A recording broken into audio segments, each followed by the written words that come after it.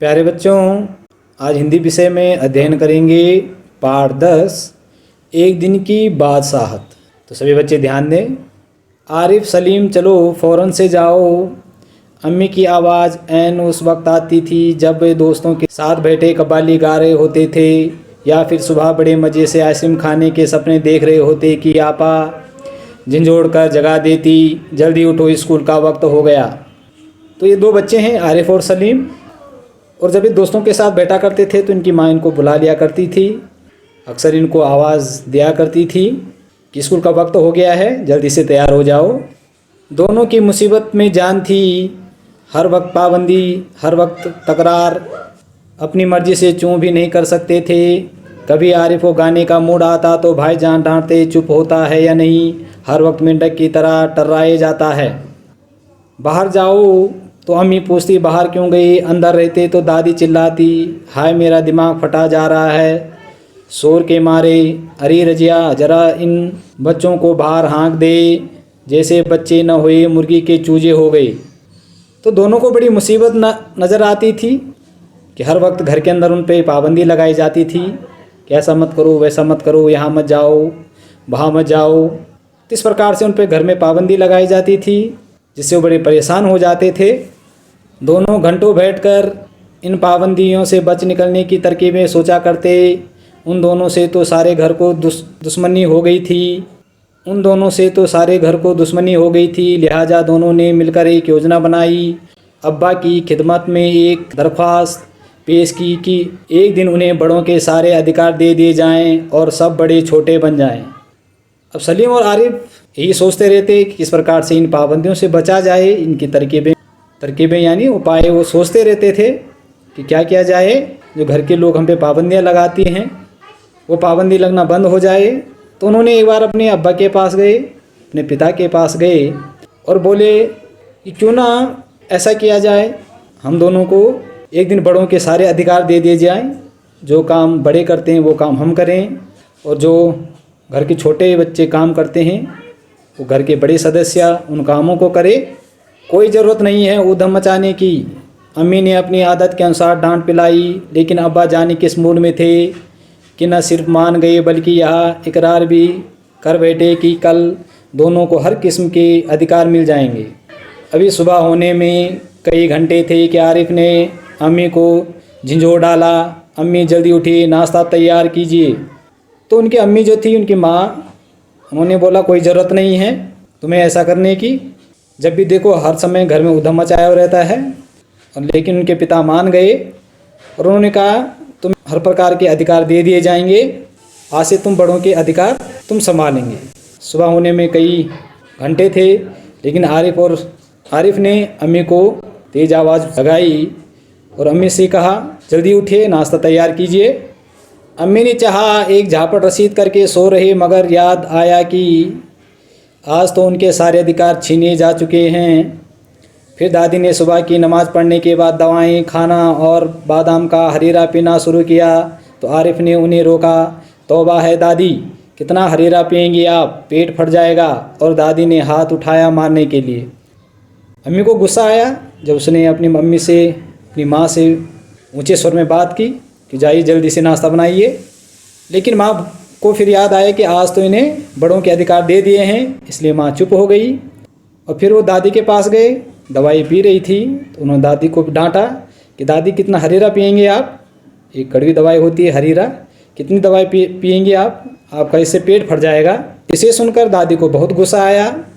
नाश्ता मेज़ पर आया तो आरिफ ने खानसामा से कहा अंडे और मक्खन वगैरह हमारे सामने रखो, दलिया और दूध बिस्कुट इन सबको दे दो। आपा ने कहर भरी नज़रों से उन्हें घूरा, मगर बेबस थी, क्योंकि रोज़ की तरह वह तरमाल अपने लिए नहीं रख सकती थी। सब खाने बैठे तो सलीम ने अम्मी को टोका, अम्मी ज़रा अपने दांत देखे, पान खाने से कितने गंदे हो रहे हैं। तो सबके लिए नाश्ता लगाया गया, सब नाश्ता खाने चले गए। नाश्ता सबको परोसा गया और आरिफ ने कहा कि ये अंडे और मक्खन वगैरह हमें दे दो और तुम दलिया और दूध बिस्किट खाओ। और उनके भाई को क्रोधित हुई यह सुनकर। फिर उनके भाई ने उन्हें गुस्से भरी नज़र से देखा, लेकिन वो समझ गए थे आज तो इन्हें बड़ों के अधिकार मिले हुए हैं, इसलिए वो घर के बड़े सदस्य उनको कुछ नहीं बोल पा रहे थे। मैं तो दांत मान चुकी हूँ, अम्मी ने टालना चाहा, नहीं चलिए उठिए। अम्मी निवाला तोड़ चुकी थी, मगर सलीम ने ज़बरदस्ती कंधा पकड़कर उन्हें उठा दिया। अम्मी को गुसल खाने में जाते देखकर सब हंस पड़े, जैसे रोज़ सलीम को ज़बरदस्ती भगा के हंसते थे।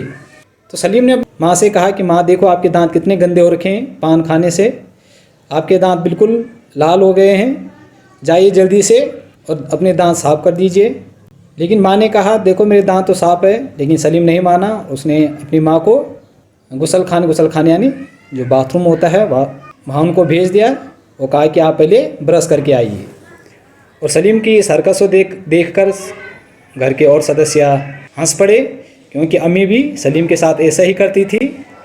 फिर वह अब्बा की तरफ मुड़ा, जरा अब्बा की गत देखिए, बाल बड़े हुए, शेव नहीं की, कल कपड़े पहने थे और आज इतने मैले कर डाले। आखिर अब्बा के लिए कितने कपड़े बनाए जाएंगे। यह सुनकर अब्बा को हंसते हंसते बुरा हाल हो गया। आज ये दोनों कैसी सही नकल उतार रहे थे सबकी, मगर फिर अपने कपड़े देखकर वह सचमुच शर्मिंदा हो गई। तो फिर सलीम ने अब्बा से कहा देखिए आपके बाल कितने गंदे हो रखे हैं, आपके बाल तो बड़े उलझे हुए हैं, आपने दाढ़ी भी नहीं बना रखी है और आपके कपड़े बहुत गंदे हैं। तो सलीम की ऐसी बातों को सुनकर उनके अब्बा हंस पड़े कि देखो कैसे ये मेरी नकल उतार रहा है। थोड़ी देर बाद जब अब्बा अपने दोस्तों के बीच बैठे अपनी नई गज़ल लहक लहक कर सुना रहे थे, तो आरिफ फिर चिल्लाने लगा, बस कीजिए अब्बा, फ़ौरन ऑफिस जाइए, 10 बज गए। अब थोड़ी देर बाद जब नाश्ता हो गया, उसके बाद वो अपने दोस्तों के साथ बैठे। उनके अब्बा यानी उनके पिता अपने दोस्तों के साथ गज़ल गाने लगे। फिर आरिफ को गुस्सा आया, बोला बस कीजिए पिताजी, अब आप अपने ऑफिस जाइए, आपको ऑफिस की देर हो जाएगी। चुप चुप चुप, अब्बा डांटते डांटते रुक गए। बेबसी से गज़ल की अधूरी पंक्ति दांतों में दबाए पांव पटकते आरिफ के साथ बोलिए, रजिया जरा मुझे 5 रुपये तो देना। अब दफ्तर जाने को तैयार होकर बोले, 5 रुपये का क्या होगा, कार में पेट्रोल तो है। आरिफ ने तुनक कर अब्बा जान की नकल उतारी, जैसे अब्बा कहते हैं कि इकन्नी का क्या करोगे, जेब खर्च तो ले चुके। अब्बा उनको डांटते हुए बोले कि तू चुप कर, तू तो छोटा है। लेकिन फिर उनको याद आ जाता है कि नहीं सारे अधिकार मिले हुए हैं। फिर वह अपनी पत्नी से रुपए मांगते हैं, लेकिन आरिफ उनको डांटता है कि गाड़ी में तो पेट्रोल है, पैसों का आप क्या करोगे। वो ठीक उसी तरह उन्हें डांट रहा था जैसे उनके पिताजी उनको डांटा करते थे। थोड़ी देर बाद खानसामा आया, बेगम साहब आज क्या पकेगा। आलू, गोश्त, कबाब, मिर्चों का सालन। अम्मी ने अपनी आदत के अनुसार कहना शुरू किया, नहीं आज ये चीज़ें नहीं पकेंगी। सलीम ने किताब रखकर अम्मी की नकल उतारी, आज गुलाब जामुन, गाजर का हलवा और मीठे चावल पकाओ। लेकिन मिठाइयों से रोटी कैसी खाई जाएगी। अम्मी किसी तरह सब्र ना कर सकी। उनके खानसामा थे जो उनके यहाँ काम करते थे, जो खाना बनाते थे। उन्होंने कहा कि अम्मी आज क्या बनाया जाए। तो उन्होंने कहा आज आलू, गोश्त, कबाब इस तरीके का आज खाना बनेगा। लेकिन सलीम तुरंत खड़ा हो उठा और बोला, नहीं आज ये कुछ नहीं बनेगा, आज गुलाब जामुन, गाजर हलवा और मीठे चावल पकाएंगे। तो उनकी अम्मा से रहा नहीं गया। उन्होंने कहा कि इन मिठाइयों में रोटियां कैसी खाई जाएगी, जैसे हम रोज़ सिर्फ मिर्चों के सालन से खाते हैं। दोनों एक साथ कहा। दूसरी तरफ दादी किसी से तू मैं किए जा रही थी। ओफो, दादी तो शोर के मारे दिमाग पिघलाए दे रही है। आरिफ ने दादी की तरफ दोनों हाथों में सिर थाम कर कहा। तो उन्होंने कहा वैसे खाएंगे जैसे हम रोज़ सालन में खाते हैं, आप लोग हमें वही रोज़ दिया करते थे। आज आप लोग भी हमारे मनपसंद का करेंगे, और जैसे आज हम बड़ों के अधिकार हमें मिले हैं, तो इसलिए हम जैसा बोलेंगे आप लोग भी वैसा ही करेंगे। आज वही खाना बनेगा जैसे हम बोलेंगे। इतना सुनते ही दादी ने चीखना चिल्लाना शुरू कर दिया कि आज ये लड़के मेरे पीछे पंजे झाड़ के पड़ गए हैं। मगर अब्बा के समझाने पर खून का घूंट पीकर रह गई।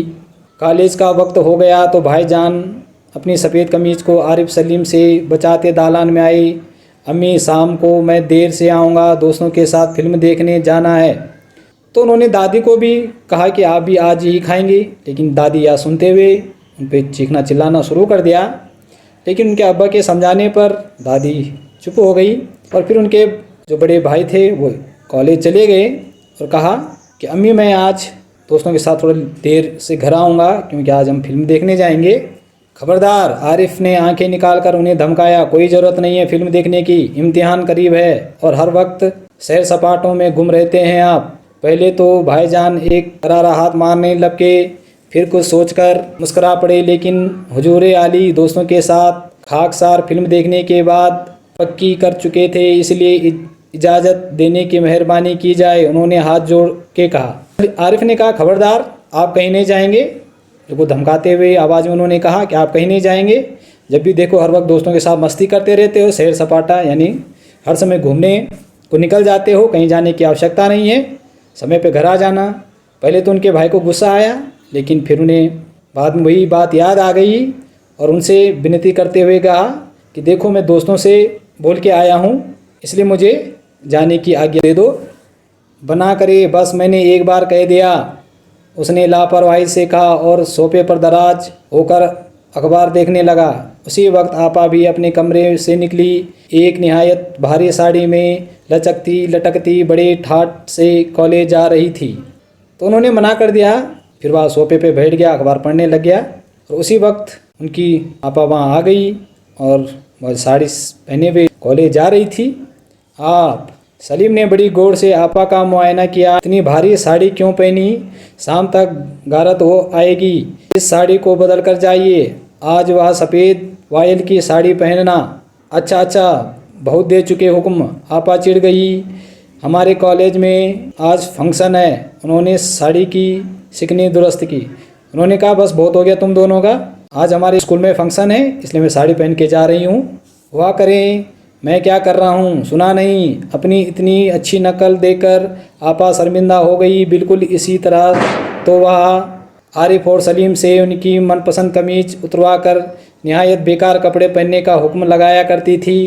दूसरी सुबह हुई तो इसी प्रकार से वह उनकी बहन भी उनको डांटा करती थी और उनको जो उनके अच्छे साफ वस्त्र रहते थे उनको उतरा कर उन्हें गंदे कपड़े दिया करती थी, तो वो पूरा बदला ले रहे थे। सलीम की आंख खुली तो आपा नाश्ते की मेज़ सजाए उन दोनों के उठने का इंतज़ार कर रही थी। अम्मी खान सामा को हुक्म दे रही थी कि हर खाने के साथ एक मीठी चीज़ ज़रूर पकाया करो।